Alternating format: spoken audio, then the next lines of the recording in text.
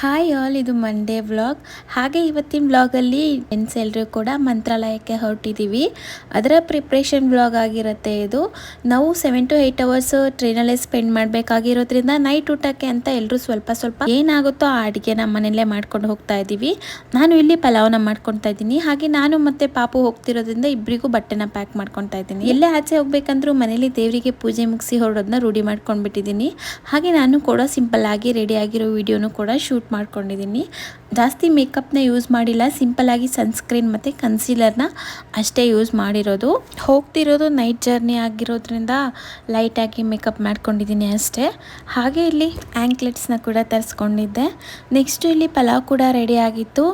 ಸ್ಟಾರ್ಟಿಂಗಲ್ಲೇ ತೋರಿಸಿದ ಹಾಗೆ use and throw ಕಂಟೈನರ್ಸ್ನ use ಮಾಡ್ಕೊತಾ ಇದ್ದೀನಿ, ಯಾಕಂದರೆ ಥ್ರೂ ಔಟ್ ಜರ್ನಿ ಕ್ಯಾರಿ ಮಾಡೋಕ್ಕಾಗಲ್ಲ ಅಂತ.